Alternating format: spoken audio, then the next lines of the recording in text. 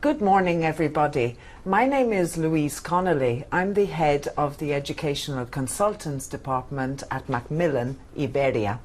And I would like to welcome you all to the second round of the Macmillan Online Teachers' Day, which is aimed at teachers of young learners, adults, teens in private language schools. I would also like to welcome back any teachers who attended our first event for private language schools in March, when we had Adrian Underhill and Scott Thornbury speaking about different aspects of teaching and methodology in the classroom. So welcome back. And for those of you who didn't attend the event in March, I welcome you to your first experience with us of attending online events for private language schools. I really do hope that you enjoy this experience. I hope that it is useful and practical and applicable to your classes and gives you ideas that hopefully you can put into practice very soon in your classes. I would like to also share with you a very special occasion. Now, for those of you who attended in March, I mentioned this already, but I would like to say it again. Macmillan in the world is celebrating its 175th anniversary. We have been working with teachers, working in publishing for the last 175 years, and we would like to share this experience with you. Macmillan started in 1843. It was founded by the two brothers Macmillan, Alexander and Daniel. They started in the publishing world, publishing authors and poets such as W.B. Yeats, Rudyard Kipling, Thomas Hardy, Lewis Carroll, amongst many others. So we're very proud of our heritage and want to share this with you. I hope, and we all hope today, that these sessions will be practical and will help you in your continuous professional development. We will launch during these sessions, various moments during these sessions, we will launch what we call Have Your Says and polls, because we would like to encourage you to participate in the sessions. So you will see on your screen a poll, which will be a question with a multiple choice answer, or a Have Your Say, which is an open question, and all you have to do is write your answer. We will indicate that to you, but I would really encourage you to participate during the sessions this morning, because we'd like to hear from you, like to hear about your experience. If you would like to join up for the next online event, which will be on Wednesday, the 9th of May, you can do so. We will put up a link at the end of the event this morning, so you can join up for the last online event for private language schools, where we will have Skye Hedstrom, who will be doing 2 sessions, Be a Star, aimed at young learners, and Optimise Learning, aimed at teens. But now, what I would like to do is introduce our first speaker, Fiona Dunbar. Fiona is a very experienced teacher, teacher trainer, school manager. She is the director of the ELI language school in Málaga, and she is going to talk to us about motivating, encouraging adults to maximize their learning capacities in the classroom with her session Take 5. Welcome, Fiona. Thanks, Louise. Thank you for having me. So, thank you all for taking more than 5 minutes out of your busy schedules to join us this morning. I'm sure that you have lots of things to do, planning your lessons, preparing, etc. And so it's great to see so many people here joining us today for the webinar. As Louise said, our session today is looking at activities for your adult classes. Particularly, we're looking at activities which are short. They take no more than 5 minutes. And they are practical activities which can be done, some of them inside the class, some of them outside the class. And the idea is that they will help our students with their learning and help them to maximise the use of their time, to use their time more effectively. So we're going to start off this morning with a poll, which, as Louise mentioned, we're keen to hear from you. It would be interesting to have everybody's opinion. And I have a question for you here, which is, how long are your lessons on average? Are they, number one, shorter or equal to 1 hour in length? Number two, between 1 and 2 hours long? Or number three, more than 3 hours long? Okay, so it's less than 1 hour, 1 to 2, or more than 3. That's your possibilities. I'm not talking about how many hours per week your students do, but I'm asking how long the actual lessons are.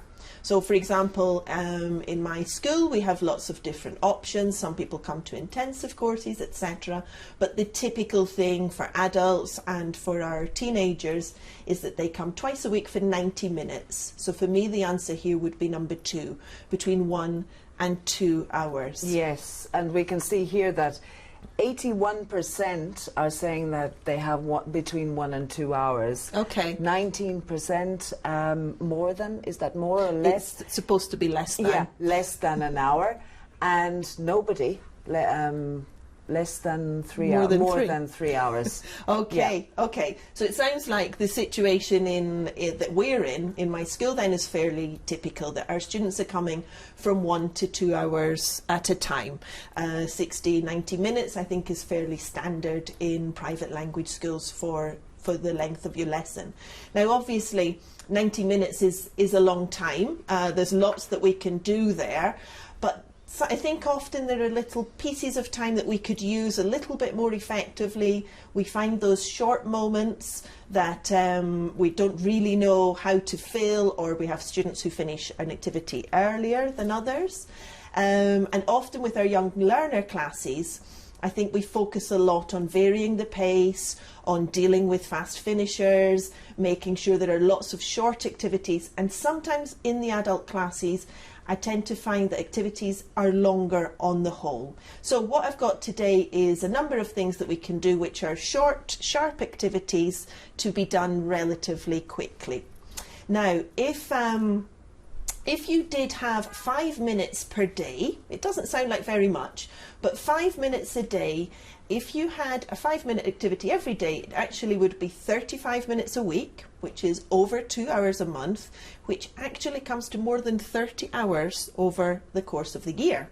Now, as I said earlier, our students come for 90 minutes twice a week. We have fairly standard course lengths of 90 to 100 hours. Over 9 months, and another 30 hours would make a big difference then in the time that the students are actually using. So I've got an activity I'd like to do here with Louise, if she can help me out. No problem. I have a timer here which I'm going to put on. Okay. I'm going to set it for 1 minute. Okay. Now, Louise, I'm going to start with a conditional sentence for you. Okay. If I had an extra 2 hours per week, I would read more books. If I could read more books, I would be really intelligent. If I were really intelligent, I would get even better results in my English exams. If I got even better results in my English exams, I would be able to go and work abroad. If I could go and work abroad, I would choose to go and work in the USA. If I could go and live and work in the USA, I would definitely go to California. I've never been to California. Me neither. If I went to California, I would like to visit Hollywood. If I could go and visit Hollywood, I would... The timer's beeping now. So what that means is that I have won the point. I've won the game because I finished my sentence before the beep went off, okay? You were in the middle of trying to make your sentence, and so, sorry, that point's for me. So you need to be quite quick. You do, exactly. You need to be quick to think of the ideas, you need to be quick to construct the sentence, to use the language.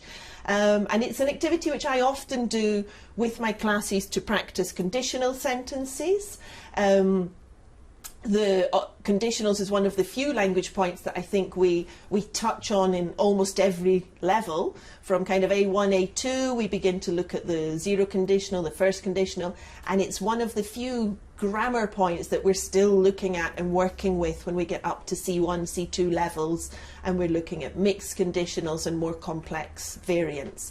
But of course, this activity could be done for different language points also.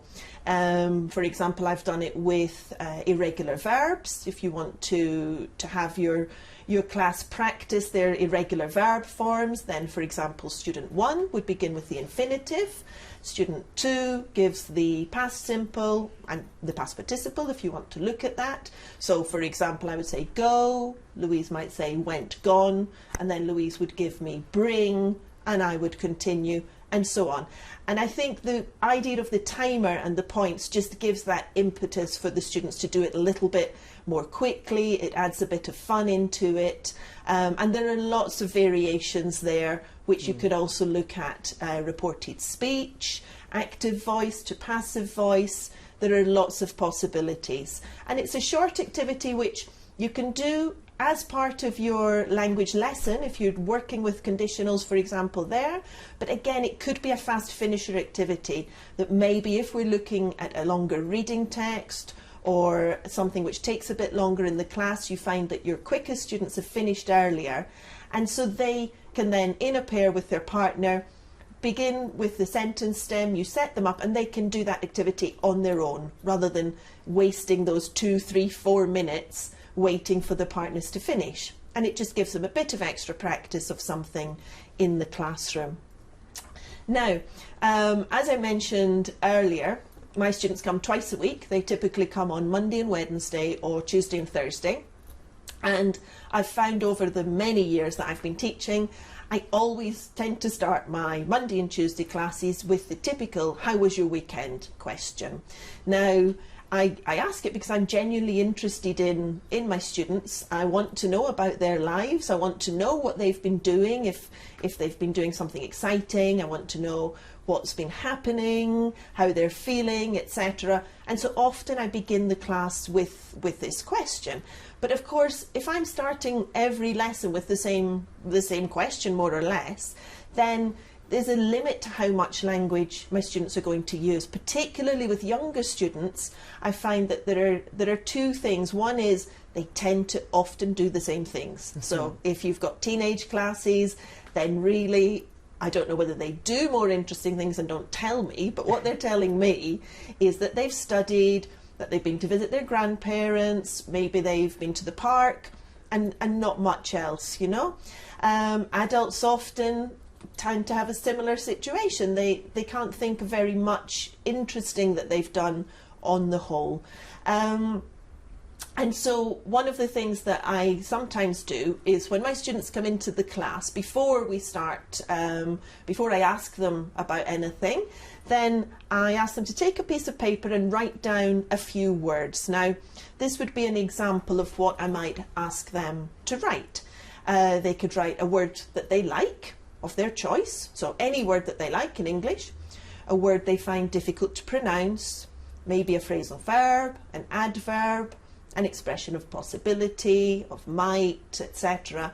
Now, obviously this varies enormously depending on the level and the language that we've been working on in the class. But for example, with maybe a C1 class, I might ask them to write this down. And then with their partner, I ask them to tell the partner how the weekend has been, and they have to include this language into their description. Now, it gives two things. One of them is it gives the students practice in using specific vocabulary that they've chosen, trying to use it as naturally as possible in a fairly standard activity, which is something that we're often expecting them to do when they're doing exams, etc. It's the typical thing, we get to B2, C1, C2, and the task itself you can actually do successfully with lower level language. But you need to show that you can use this wider range of language in your task. So here it gives them practice of trying to incorporate specific things into their response as naturally as possible. Now they have to do it naturally because the partner's listening and the partner has to try to guess which words they had on their piece of paper. Again, another advantage, the listening, because our students so often don't listen to one another. And especially, how was your weekend? If you have maybe teenagers or young adults, you say, ask your partner, how was your weekend? They talk and the partner's not really listening. They're not really engaging in what they're saying. And so this gives them a reason to listen, the fact that they're trying to identify these words. And of course that makes for a more interactive, communicative activity. Okay. Another option would be if there's specific language that we want to practice. The last one that we looked at, where they write down their own words, is a very personalised activity, a word that you find difficult to pronounce, etc. But sometimes we want to give the students the language that they're going to use. So here, this is taken from the Ready for Advanced course book, which has a fantastic word bank at the back, which shows lots of expressions and lots of language that we want our C1 students to use. And here is maybe an exam task, a part 4 question that you might find, or just a general discussion task at that kind of level. In the future, what role do you think there will be for people who are not interested in technology?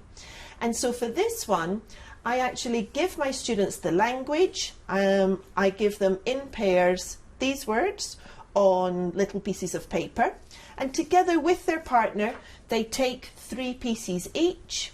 They do the discussion task and they're trying to spend their papers. So each time that they successfully use one of their expressions in the discussion, they get rid of one of their pieces of paper. And again, the winner is the person to first get rid of all of their expressions. Now, all of these things are also on the handout, which I think you'll have access to after today's webinar. Okay? Now, one more lexical activity that I have here is a vocab bag. I do this with all the levels, all the students that I have. We have in the classroom a bag where we build up a kind of bank of the lexis that we're looking at in the classroom. So this would be my vocab bag for one of my groups. And in it, we have some cards which have vocabulary on it, and different pieces of information about that vocabulary which can help them. So here we have, for example, credit card with the stress marked. The word stress is marked there with a dot. And on the inside, then we have some information about it. In this one, we have the fact that it's a noun. We have the phonemic transcript. We have a definition in English and a translation in Spanish. Now this is just an example. Depending on the level and depending on my students, we have different information inside our vocab cards. But what we do is, when we're working with vocabulary over the year, we make up these little cards. We use pieces of paper, which I just have to hand all the time in the classroom. And at the beginning of the year, I take the language from the first unit, for example, and I make up these cards for my students to then work with.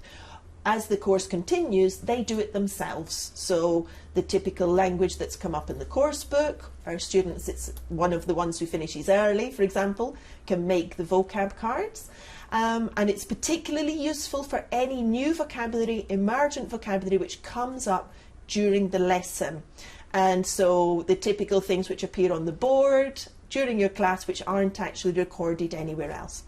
And then I try to think of as many interactive activities as possible that my students can do with these cards. The fact that it's always there in the classroom means it's ideal for the beginning of the lesson, the end, those couple of minutes that you have to fill, or again, if a student has finished early, if they arrive a little bit early, they can take some cards and test themselves going through. They can test their partner on it, they can use it to practice their vocabulary, they can ask how do you say, use the translation to sort of reinforce the vocabulary that we've been working with, and then periodically we go through the bag as a group and we take out the words that we feel that we already are comfortable with and that we already have incorporated into the language, so that it's always being refreshed. And it's just a little thing that I always have there for my students to be able to do a quick activity without any extra preparation or extra materials on my part. Okay, now this is an activity that I'm going to call on Louise to give me a hand with. I have to admit, this is not my own activity. I was introduced to it by one of the teachers at my academy. And I have to say that in every room we now have a beach ball with different things on it. I've brought one along, which I'm afraid has got a little bit squashed between Málaga and here. That's but fine. I think we can still see how it works. So it's a beach ball, and on here I've got some question words. So I'm going to throw the ball to you, Louise, and I want you to catch it and see where your two thumbs land. Okay. Okay, where and did. Okay, so you can choose where or did and ask me a question. Okay. Where did you go at the weekend? At the weekend, I went to the Botanic Gardens in Málaga for lunch, because it was a beautiful day. After last week we had a lot of rain. Yes. And it was a lovely spring day, and I went to the Botanic Gardens with my mum. Lucky you. Thank you. Okay, shall I Yep, please. throw to you? Okay, I've got when and are. Okay, so Louise, when did you arrive here in Madrid? I arrived here yesterday evening, early evening. Okay, I came by train on the AVE from Barcelona, Nice. which is nice because it's only 2.5 hours and it's an easy journey. Excellent. Okay, thank you. So, as we can see, there are lots of things we can do here with the beach ball. Our example there was some questions. We have question words on it. But again, this can change. On your screen, you can see a different example, which my colleague has been using, which is, again, looking at verbs. Now, those could be irregular verbs. They can throw the ball and you have to give the irregular verb form. Or you could work with lots of different verb tenses. So, for example, if I were to say, okay, present continuous, throw the ball, then if we land on fly and have, we have to make a sentence with the present continuous. Of course, we could do it in teams, which gives the kind of competitive option for our students to build up points, etc. Or again, just with two students, they can do it on their own, or it could be done as a class activity. And there are lots of things we can do here with the beach ball, looking at lexis, looking at grammar, lots of different activities there. And again, a short one. Once you have your beach ball in the classroom, and also you can let it down and take it with you, so it's not even a lot to carry, then you've got it there and there's lots you can do with it. Okay, so here I've got a question for you on our Have Your Say, which I'd like you to answer on our platform. Now the question is, why are your students learning English? What's their main goal? Why are they in your classroom? Again, we're talking about adults, young adults.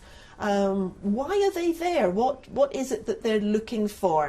And we'd like to hear your ideas, what you think the students are after.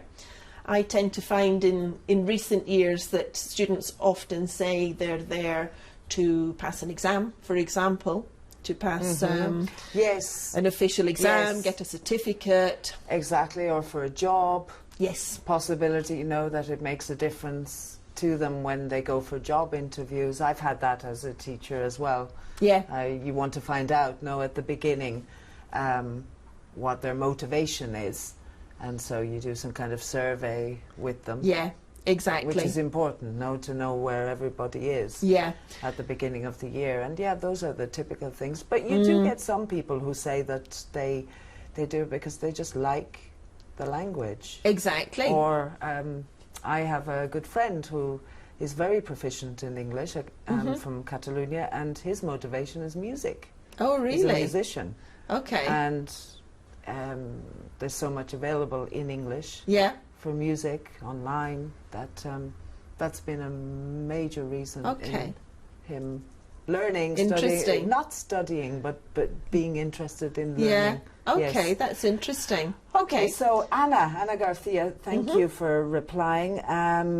She's saying professional development. Okay. So presumably, for a job. Absolutely, that might fit with what you were saying about interviews, etc. Exactly. Sometimes we have in company classes where people are doing the classes maybe to expand their business, or that kind of idea can also be the case. Exactly. Now, we've got a few more. All of a sudden they come in. That's great. They're flooding in. Keep coming. Now, give me a second. Okay, so we've got Francis Walker. Thank you, Francis, saying job improvement for promotional possibilities, preparation for external exams, such as for a certificate. Also, people not wanting to lose their level of English, because, of course, here in Spain and in many countries, people start learning the language very young. Yeah. And now they're learning in pre-primary, 3 or 4 years absolutely. of age. So if you've been studying the language for years throughout pre-primary, primary and secondary, obviously, of course, you don't want to stop. When you become an adult, all that investment, all that time. Absolutely. And who else? Angels, to find a better job. Okay, so they're similar, yes. Okay. Similar. So a lot of people are there sort of looking for professional development, those ideas, which I think are very important. There's one other that I would like to mention, actually, and I think it's a good point. It's an interesting point. Beatriz Prospero is saying that she's been really surprised because some of them come in order to help their children with their homework. Ah, so yes, more and more I've had parents want to be able to be involved in their children's learning and English. With the bilingual education system and so on, there are more and more who need to help their kids with English homework, which is not always easy. Thank you, Beatrice. Okay, thanks for that. So, just a quick thing that I sometimes do with my students is that I know they all have these goals. They're very personal, they're very varied, but sometimes we need to break them down into kind of shorter, more immediate goals. And so I ask them to think at the beginning of the lesson of a SMART goal for that day. It has to be specific, measurable, attainable, relevant and time-based. So for example, we might say at the beginning of the class, okay, I want you to think of your SMART goal for today, for the first 15 minutes of the class. And so what they might do would be each one, the point of this is that everybody has their own personal individual goal. And they might be things like, okay, this first 15 minutes I'm going to try to focus on using correctly the grammar structure that we looked at in the last lesson. So they're specifically thinking about their use of the past simple, for example. Or it could be I'm going to use 6 linkers in my speaking practice today. And I think it helps our students, again, to be a bit more focused, a bit more aware, and to use their time in the classroom more effectively. Because often I feel that students, they use this time, and we're all so busy, and they're as busy as any of us, and they come to class, and I feel that they really need to make the most of those 90 minutes. And so by having their own personal SMART goal, it can help them to maximise their time in the class. Now, a number of students are preparing exams of some sort, as we've discussed. And so here I've got a poll, which I'd like you to try to respond to also. The question is, what effect does exam preparation have on your students' learning? You've got 5 options.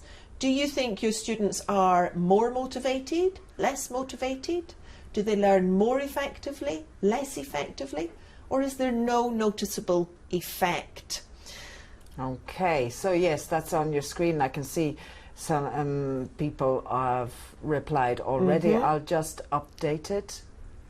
A little bit, okay, because yes, the answers are coming in fast and furiously.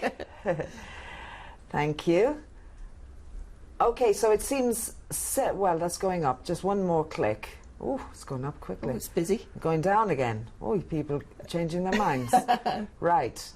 Right, I'm going to stop it there. 78% are saying they are more motivated.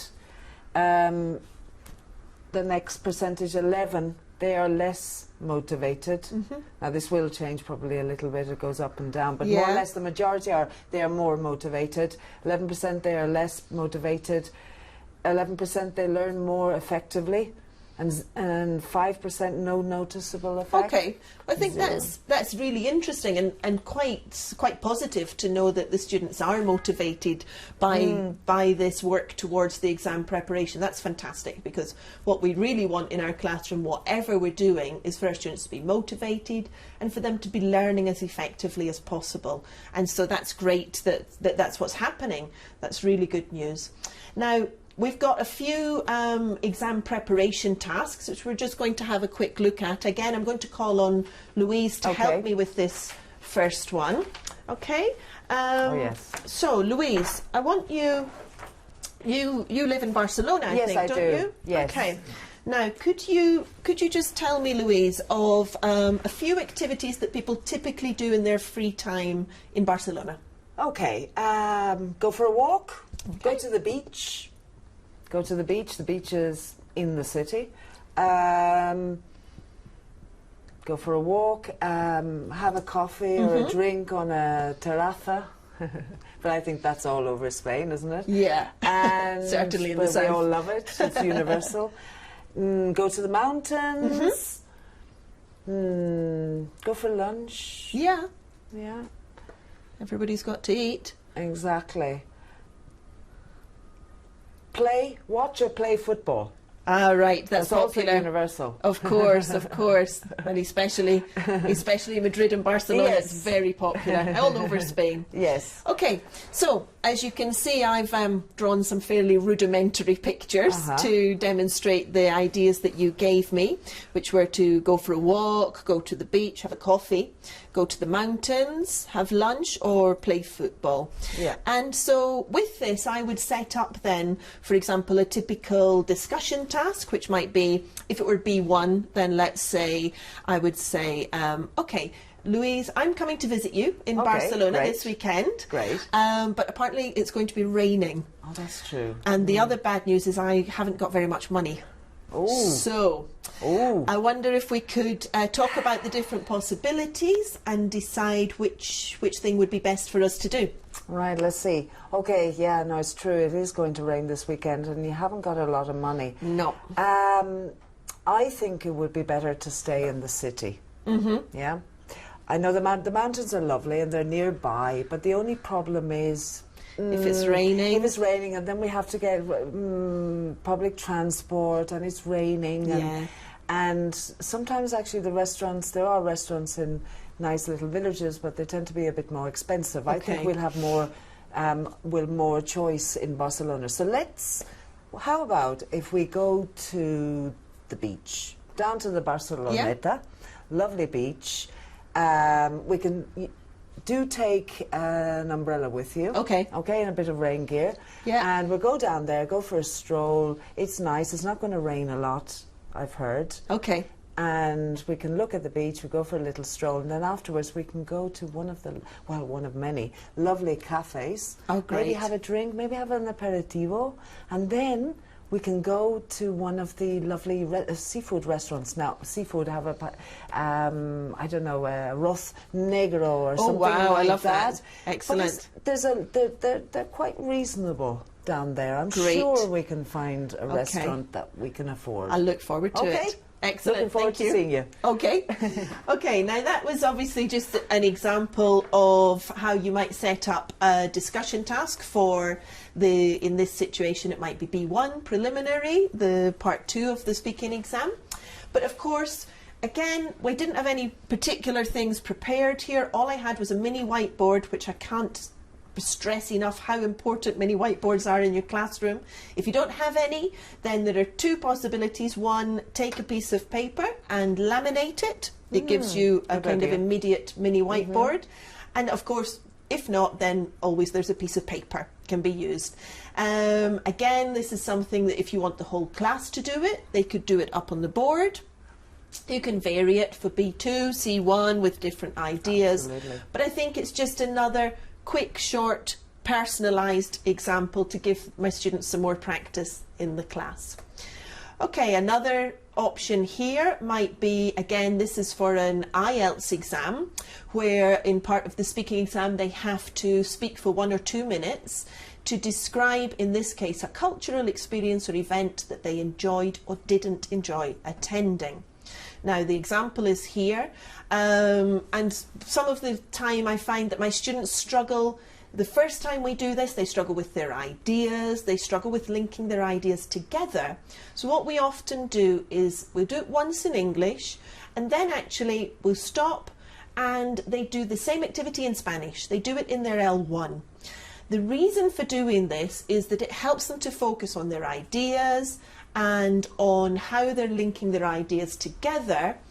They record themselves using their mobile phone. It's something they can do at home.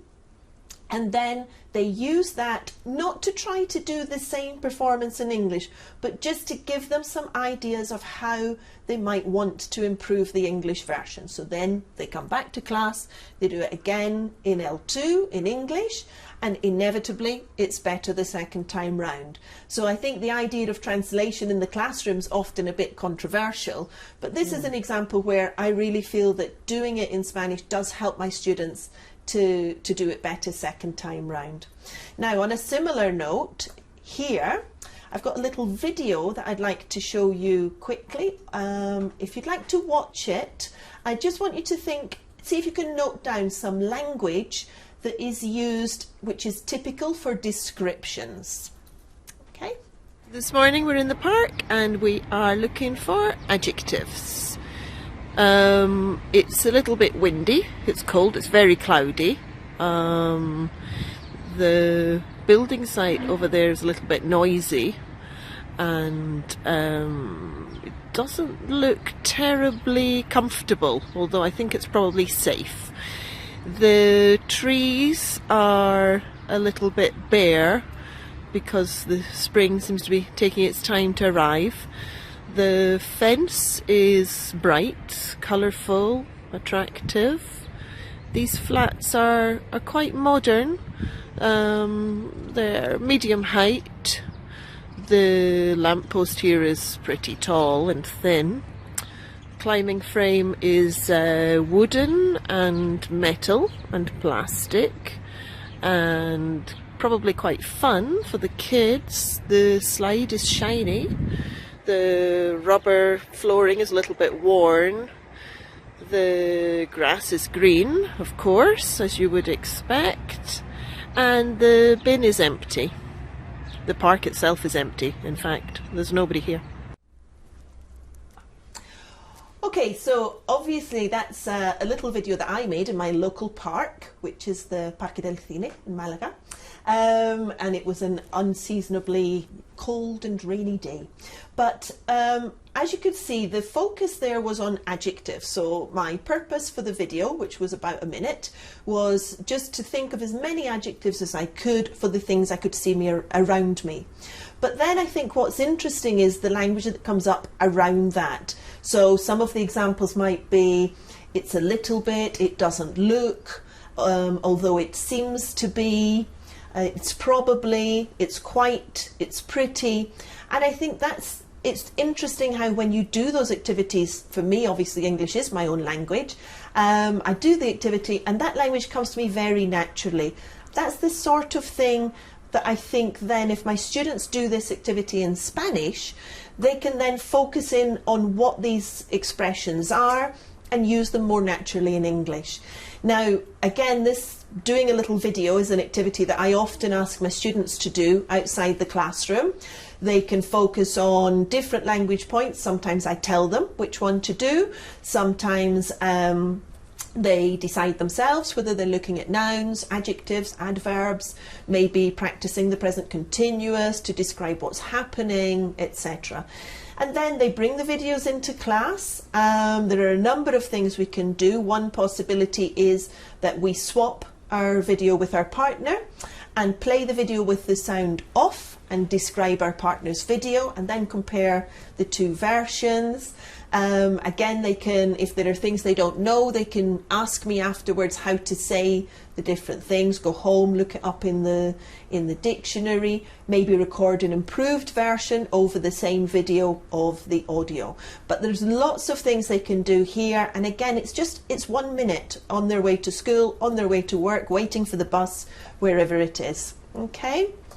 Another possibility, this is one of my favourite activities. When I was at school, which was many moons ago, language labs were all the fashion at the time. Me too. And in my French classes, we all went down to the language lab and we practiced our pronunciation. And of course, this is something which you do still see now, but it's much less popular with modern technology. And the activity which I have used many times is the personal language lab. It requires no technology at all. So what we do, we take our hands, take this hand and we put it over our ear so that your fingers are touching above your ear. And we take the other hand and we cup it inside. And then I'm going to touch this here to my face, like this. Okay, it's important that this part is away from your face. If you want to try it at home, you'll see the effect that it has. Okay, so we're speaking like this. Now, this activity I do in the classroom with lots of students, and it's a great way for them to hear themselves speaking and not hear the partner speaking. When they're trying to drill vocabulary, when they're trying to practice their pronunciation, or maybe when they're practicing a speaking activity that they're going to do then with a partner or with in front of the class, maybe a presentation, then they can create this little language lab of their own and do it themselves. So it's a great one to try, I think, with your students. Okay, so we're going to finish up with what's in your suitcase. Now, this activity, I'm just going to mention it and then we're actually going to ask you a similar question. I saw this activity a few years ago when Jeremy Harmer was speaking at a TESOL event, and there are 3 possibilities. What's in your suitcase, what's in your fridge, and what's in your bin? Now, in a classroom, what we do at the end of the lesson, we look at the language we've worked on, and the students have to decide on a personal level what language they're going to put in their suitcase, which is things that they're going to try to use soon, immediately, things they're going to take with them and use. What are they going to put in the fridge? Those are language points which they don't need now, but they think they might need later. They record them into their fridge. And in the bin is something that maybe we've worked on in class, but for that particular student is not useful, it's not interesting, they don't need it. So my question to you to finish up is, which of today's activities are you putting in your suitcase? Okay, so we'll give you 10-15 seconds to write in short answer which of today's activities you're going to put in your suitcase. So it's an activity that you think is useful, choose, that you can use I can soon. think of several. Yeah. Well, I definitely what would you put in your suitcase? I would put definitely the beach ball. Yeah. That's very easy to set up, very easy. And it fits in a suitcase nicely. It can be used, it fits in nicely, exactly, and you can deflate it and inflate it as you wish. Exactly, you can change those stickers, do lots of variations. And also the mini whiteboard. Okay, Carmen is saying, thank you Carmen Pascual, beach ball. She agrees with you. Yeah. Excellent. I like it as well. Good, I'd be interested to hear what Carmen does with coming in it. fast and furious again. Marina, the beach ball, and the 1 minute conditionals. Okay, good. Which, was Super. fun as well, motivating. The video observation, especially with prep for PET. Absolutely, yeah. So for the external Cambridge exams, Fiona Laird is saying. Mini whiteboard, yes. Great. So obviously, somebody says I'm going to try all of them. Thank you, Anne. Oh, super, Anne. So, look forward to hearing how they go. Exactly. Okay. Now, I think we're finishing up now, Louise. Well, thank you very much Fiona, that was great. Really practical is what we're looking for, I think, as teachers. Really practical, easy to use, easy to set up, prepare activities for the classroom. So now we'd like to give you the opportunity to send in any questions or comments that you have on today's session. Please do that now in the window that will appear on your screen. Short answers, please, or a short question, and Fiona will be happy to answer any of them. Look forward to hearing from them. Right, let's see. And in the meantime, other people are saying, oh, word bank, beach ball, lexical bag. Oh, yes, the lexical bag as well. I like that as well. I think it's very easy. Those things that you just have in your classroom then to call on at any point. Somebody wants to hear about the phoneme of the day. I had to speed past that one because I was moving quickly, but I can tell you quickly what it is. The phoneme of the day is that I have the phonemic script on different cards here. You can see a couple of examples. And what we do, we take one, and that's the phoneme that we work on that day in the class. Now, it could be something that we work on as a group. So we choose one, and we're all focusing on it at all of our speaking activities, our listening activities also. Or sometimes one of the students, their SMART goal for the day might be to work on a particular phoneme that they find it difficult to identify or difficult to produce. Oh, that's easy. And that's explained in the handout as well. It is also, yes. So all these ideas are explained in the handout, which we will email to you after today's event. Thank you, Beatriz. And Marina is asking, how do you manage to engage all your students in the same activity? Bearing in mind that, you know, they have different learning and ways of learning and ways of processing language. Different learning styles, I suppose. Yeah, I think one of the main things that I try to do with my adult groups is to get as much communication as possible amongst the students. If you can do different activities that make them find things in common, for example, that make them laugh together, feel comfortable together, then it really helps create an empathy in the classroom, and it helps tune into those emotional intelligences. And that way I find that my students really help one another. So I might have a student who is very strong on speaking, very communicative, and another student who's very grammatically accurate.